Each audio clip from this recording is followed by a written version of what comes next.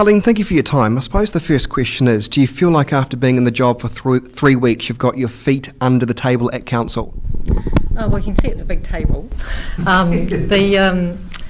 really enjoyed my time here, and yes, I do feel like I've really got into it. It feels a lot longer than 3 weeks. So I spent some time, I've obviously experienced a council meeting and had the enjoyment of being part of the annual plan process. But I've been out and about with meeting with community boards, other stakeholders, people that are involved in the council, and dropping down and seeing staff as well, and being briefed on particular issues. It's a big step to take from coming to Australia to Christchurch to work in what was once known as a pretty dysfunctional council, and no doubt you're well aware of the issues that Tony Marriott faced, the personal criticism and the level of disrespect, I suppose, that was among the council. So for you personally, it was always going to be a bit of a risk, but obviously a risk you chose to take up. And the question I want to ask you is, why on earth would you bother? Great question, and a lot of people have asked me that. I suppose a number of things. One is working for a council. Council's impact on people's daily lives in everything they do, whether it's water, rubbish, rates, roads, or rebuild. So that's something I was interested in, and I'm certainly interested in making things better. So when I read about issues like that, I'm really interested in how that could be changed. So that's a great challenge for me. Coming back to Christchurch was also important to me, being there close to family. But there's also the element of, this is the biggest job in New Zealand, really. And the opportunity to rebuild and recover and contribute to that, I think, is something that I really want to be part of. You're absolutely right to suggest that, and to suggest that this is probably one of the biggest jobs in New Zealand's history, in fact, because you are one major person involved in the rebuild of New Zealand's second largest city. But Karleen, do you feel like you have the power to do so when you've got agencies like SERA and the CCDU that play such an instrumental role in deciding our future, though? They do. I think we're at the phase in the rebuild where we actually look at how we work together around those issues, and whose responsibility, pieces of that work are, as long as we involve the community in some of those decisions and discussions as well. I think the challenge is that there's enough work for everybody, so we don't need to be competitive about it, but it's about how we continue to have a sort of long-term vision that we're all working towards, and the decisions we make contribute to that. So give me some of the long-term decisions that will need to be made in the next 3 years that will change the face of Christchurch. Some of the things that come to mind when I ask that question, the first thing. Well, I think it's about what do we want Christchurch to look like? What kind of city do we want? And therefore, what decisions do we make in terms of what structures we put up, what knowledge is shared, how we use information, how we engage our community, how they feel part of that process to actually get to that vision in the end. But it's also about having an aligned vision because we come from it from different perspectives. So government comes from it from a much broader view. It's not just about Christchurch, it's about Canterbury, and it's about the impact that Christchurch earthquakes has on the rest of the economy, for instance, in New Zealand. City Council obviously is interested in its own community here and focusing on that. So it's how we bring those things together and have a united view. Do we have a united view now, or is there a lot of work to go between the various agencies, SERA, the government, which essentially is SERA, and the council? How are relationships now, would you honestly say? Well, I see relationships working quite well at various levels. So I see our officials working together well. I've certainly spent quite a bit of time with CEOs of the various agencies that are involved with and with central government.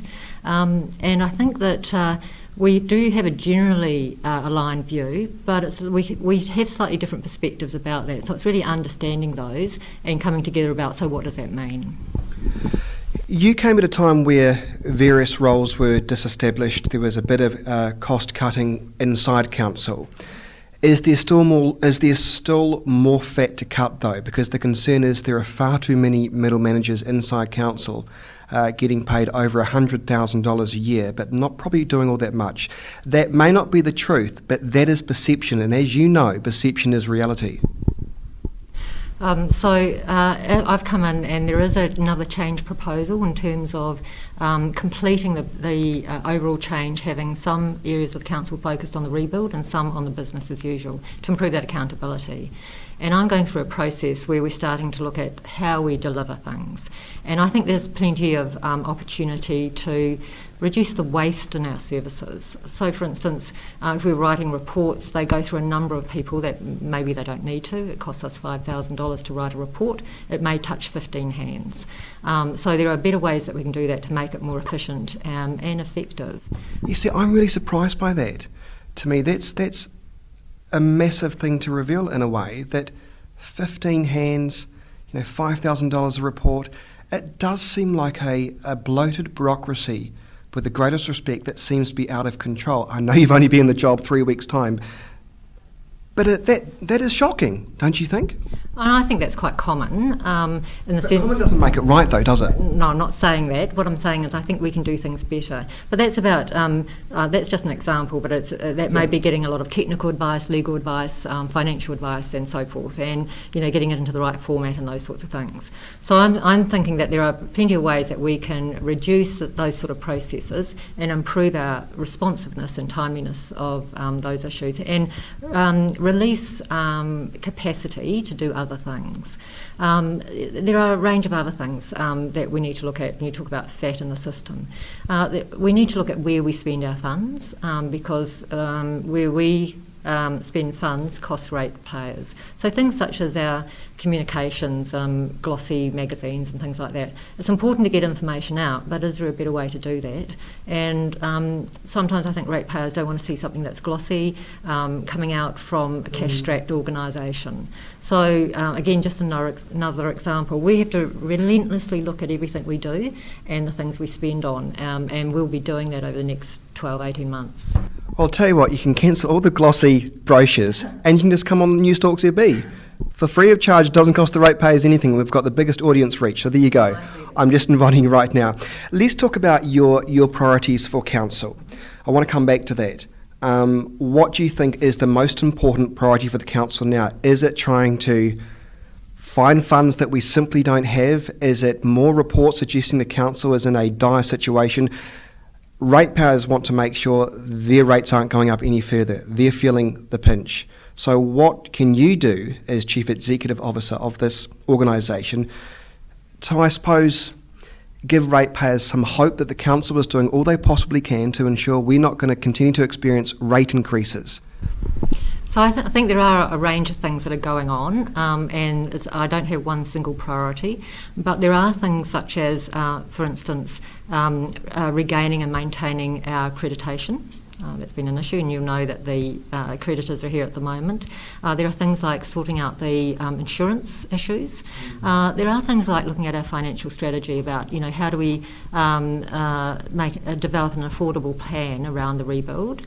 What do we need to do around that? And there are the issues about how we connect with our community and have those conversations that we need around that. Then there's also an internal piece of work that I've just alluded to. So I'm really interested in looking at how we change or build on what happens in the council. We've got some really passionate and expert staff, but we want to make sure that the community sees us as a can-do organisation. So we want to be an extraordinary council that people feel adds value, and start looking at how we do things, how we respond, and making sure that we don't duplicate effort, that we use our resources in the most effective way, and that we're fit for purpose. Karleen, I was speaking to Councillor Raf Manji a while ago about the council's financial status, and he was saying to me, "Be warned, Mr. Lynch, the worst is yet to come." What do you think he was meaning by that? I think he means that there's some hard decisions to make in issues of how we can afford the rebuild and recovery. I think there was a report out recently around there's potential difference in what might be needed and what might be available, and that there need to be some trade-off decisions around, what we can afford to do, how fast we can afford to do things, and what the cost of that will be. I guess some of those trade-off decisions will probably include things like rebuilding the Christchurch Town Hall. I think there was a general feeling in Christchurch it was great to retain something that we lost, that we enjoyed, the acoustics were beautiful, but I think there's now a realisation, and I don't know if you agree or disagree with this, that although the council would like to put in 125 million or whatever the cost is to fix it, but the council's now having to really go, is that really a priority at the moment? What do you say to that? I think those are good discussions to have, and I think we need to have them about what are the priorities, what are the things that the ratepayers who are paying for this actually want to contribute to, what they don't want, and how will we fund those. And I'm not sure about the decision around the town hall because I wasn't involved in that, but I think it's a good time to start to think about those things. The culture of consultants is one of my bugbears, because there does seem to be, for better or worse, the use of consultants seems to be almost too much inside council. There's a perception out there that the councillors use consultants because they don't want to make the tough decisions that they should be making themselves, and that is why we elected them into office. What do you say to that? Well, I think the councillors will make tough decisions, but they need to have the information to be well briefed on the issues to be able to make those decisions. So they do have a difficult situation. They've come with a mandate from the community around particular issues, and as they've come in, there have been some major contributions to add to our deficit, so flooding, and the consent process that has cost quite a bit of money to get up to speed, that they hadn't accounted for. So they will need to make some decisions around how we fund those going forward and what we need to do. It's interesting you talk about the consent process, because I know this is before your time, so I'll let you off on this one. That we've got the Crown manager, Doug Martin. He gets paid $2,000 a day to fix the issues inside the Christchurch City Council. Yet we've got Dr Nick Smith coming out and telling the Christchurch Press yesterday there's still a lot of work to do. The council accreditation and consenting issues still fall way short of national standards, yet here's the same person that employed a Crown manager to fix those issues. And it's been suggested and that are we on the way to commissioners here? But do you not think it's odd that the government is pointing fingers at the council, yet the government came up with a plan to fix the issues that it's moaning about now by employing Mr $2,000 fix-it man a day? Well, I can't comment on somebody else's motives, but my understanding was that the council asked for input in terms of a Crown manager back when that happened. There's been a tremendous amount of work done around the consenting process. So I think in June, 82% of residential building consents were approved within the 20 days, and there's been a huge increase in the number of consents required as well. So, if you like, battling on two fronts. So, in fact, I think they're doing pretty well. The accreditation process that's going on now will tell us how well they're doing or not, and I think that's important for us to go through so we can continue to improve that. I just want to briefly touch on the comparisons between your role as Chief Executive of the Council and that of the Mirs. What do you see the Mirs' primary function being? Well, I see our roles aligned but different. So the Mayor and the councillors are essentially the governance arm. So their role is to set the direction based on their contact with the community. And my role is to actually make it happen. So if you like, I see them as finding the destination, setting the map to where we're going to go, and my hands are on the wheel to get us there. Any myth-busting tips you want to give me as a broadcaster or as the rest of the public would want to know in terms of, I mean, it's so easy to criticise the council, but is there anything out there right now that comes to mind where you think that's simply not true, this is what we're doing? I'll give you that. Only fair. That's right, and I wish you'd give me some notice. You'll think of them as I walk out the door, won't you? I will do that. I have to say that I've spent some time walking around, this building and the other buildings that our staff are in to meet with people. They're really highly passionate and committed, and they're here because they want to do a good job, and they want to actually add value to the community and the things that are happening. I've no doubt about that at all. And sometimes I think because of the bureaucracies and the rules around large organisations like this, which you get in any big agency, particularly government agencies, then they're stifled in some ways. Can you change that yourself, though, being the big boss? I think we can, and that's what we hope to do. Less rules, more guidelines, and giving people more ability to make decisions and work with others to get, in a partnership, to get what it is that we need to do. So it's about, allowing a bit of innovation and flexibility. Well, the other myth-busting one I can think of on the top of my head at the moment is the Doughnut Effect around the city. I think there is tremendous construction going on. I was in my car on Sunday and I never thought I'd say this, but I get excited every time I see a building going up around Christchurch. Who would have thought when you get excited seeing a crane? But there is tremendous construction, particularly from the private sector at the moment, isn't there, around the city? That's right. So I'm staying in Central City and I look out my window and I took a photograph. There's a disused car park, there's a building that's due for demolition, and there's cranes everywhere. And it's actually a fantastic picture of that things are really happening and starting to move. And I think in the next 2 or 3 years you'll start to see the benefit of that.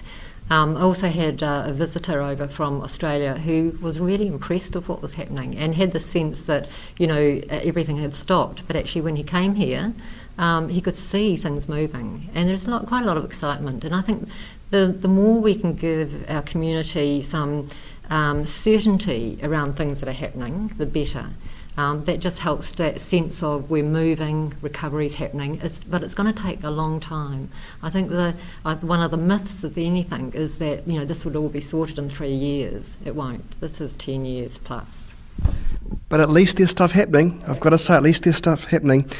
Just some final, more personal questions for you, if I can be so brave and bold.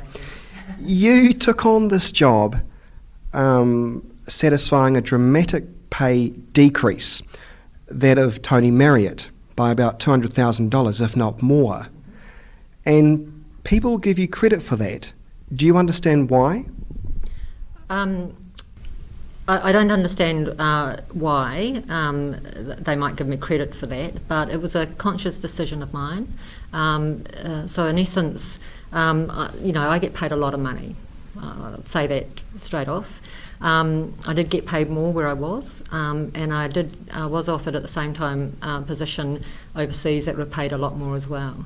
But this was the job I wanted, and it was about affecting change and having an impact on a whole range of things. So I'm at that point in my career where it's actually more important to do something I really want to do than to worry about, how much I get paid and those sorts of things. However, don't tell my husband that. I'll give you the last word for the listeners, the viewers of this. Any final comments to tell them right now in this stage of the rebuild of our city? So I think the rebuild is happening, and what we need to be doing is telling them more about what's coming up. And give them that certainty around, so they get a sense of, why are they waiting for this bit and what's going to happen and when, because I think that's helpful in terms of their own recovery. I also think that what I would like to say is it's my vision for the council to be a much more responsive organisation that openly cares about what's happening in Christchurch, and that what I want them to see is, in 6 months' time, more transparency, but understanding about the council, to see more engagement, over that time, and then to feel like we're much more financially secure in about 2 years.